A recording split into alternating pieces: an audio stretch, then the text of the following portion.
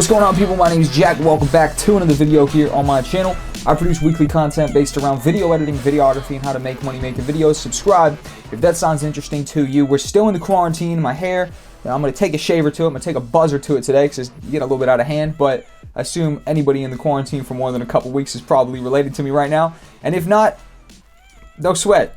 That's my situation. Today we're talking about how to start freelancing with no past work. How to start freelancing with no past work is, unless someone just somehow fully believes in you, isn't the most replicatable situation. But what is the most replicatable situation, my bad, it's early, is basically fabricating that past work. Now, past work doesn't necessarily 100% mean you were paid to do it. It essentially means that to get yourself a freelance editing project, you pretty much have to have a sample of a relevant past completed project that you've done to showcase your ability to complete the current paid one that the client wants to hire you to create, right? So you need an accurate representation and sample of your abilities, which is what past work is. So essentially what I'm going to bring you guys through today is how you can actually just create a project that obviously accurately portrays your ability, which means it is a, relevant past work sample that you could present to a future client and say, listen, I've done this type of video before. Do you want to pay me to do your video? And pretty much it is, maybe not a project you completed for a paid client, but it's definitely a project you completed which still accurately portrays your ability. And it's something you can offer your services with and advertise yourself around. So how to start freelancing with no past work? It is simple as faking the past work. Now, the word fake obviously has a lot of negative connotations around it, being that fake isn't a good word. It's not something you aspire to be, but faking your past work, it could also be rephrased as constructing a portfolio from scratch, right? So if you have nobody lining up to pay you for videos today, my big tip, my big advice is to make passion projects, 3 to 5 passion projects. Passion projects means something you make out of your own passion. It's a project you make out of your own passion because you want to do it, and edit something up nice. Edit 3 to 5 projects up that are really nice, that accurately portray your ability, aka you made them so you could make more stuff like this in the future, and then put together a little portfolio out of those using Wix, something like that. A free portfolio maker. By all means, you could find other stuff. Behance, if that's still around. Basically, it could be literally down to a YouTube channel. You could make a YouTube channel and upload your 3 to 5 projects to that YouTube channel, and that could be what your portfolio. Or what I started out freelancing, I didn't even have a portfolio. I would simply send individual links to the client. So say I'm applying to a job, right? And by the way, I'll get to the platforms you should be applying to once you've made your profile, but once you made your portfolio rather. But what I would literally do is I would find a job on a freelance website, right? And essentially I would see it and they'd say, hey, we want an explainer video made, for example. And I would literally send them an individual link to an explainer video I made and say, hey, look, this is a past explainer video I made. I'm Jack, I'd love to get involved in your project too. And if that explainer video that I made for somebody else, or I could have literally just made it on my own accord and presented it as if I'd been paid to make it for somebody else, right? Not 100% honest, but at the end of the day, it's business, you know what I mean? So presenting an accurate portrayal of your work and saying you would happily work for them for a paid amount makes sense. You're essentially creating advertisement material. No one's going to hire somebody who they don't believe in. Creating past work is going to create, believable track record. And again, just go back to that word fake because it doesn't sit great with me.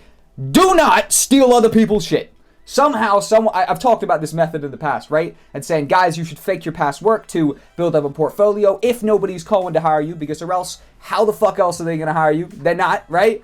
And someone said, fake your stuff. What, just steal people's work? And, obviously, I assume most of you guys are intelligent enough not to take it that way, but, at the end of the day, you can only move as fast as the slowest person. So somebody might think I'm telling you guys to steal other people's work. That's not even slightly what I'm telling you. I don't think any of you would have really assumed that, but let me just cover my ass. Anyways, go on Upwork.com. Upwork is the biggest freelancer marketplace on the whole world, or go on People by the Hour, or go on Freelancer.com, or go on Fiverr.com. These are the top tier freelance websites. Then what you want to do, if you have no work coming in, identify the jobs that you could do on there. So for example, maybe it's I want to edit a YouTube video, or I want someone to edit me a YouTube video. I need an explainer video made. I need a vlog made, whatever the case may be. Identify the work that you could get done, and then go create 3 to 5 samples of that type of work that you can present to them as if as if those are completed projects from past clients.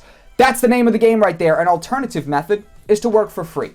you could, if you, which is the same as this, basically, if you want a live project, if you don't have any ideas to actually, fabricate a project, if somehow that is, a roadblock for you, you could go and offer your services completely for free, which is the exact same thing. You are creating a dummy project that you can then present to people and get paid for in the future. But if you don't have any ideas of stuff you want to create on your own, literally just go offer yourself as free services to other creators, whether it be a YouTuber, whether it be a brand, whatever, and say, hey, what's up? I'm trying to build my portfolio. I will offer you 3 to 5 videos for free so I can build my portfolio. And guess what?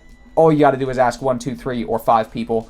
I guarantee you someone's saying yes pretty damn quick. It's hard to turn down a free offer to do anything. You know what I mean? So if someone comes up to me on the street and offers me a baseball hat, despite the fact that my hair usually isn't this bad, I would probably take it as long as it's free. You know what I mean? Anything they come up to you and offer for free, be like, all right, fuck it. This pen, I'll take the pen. No problem at all. I'm going to put that in my pocket.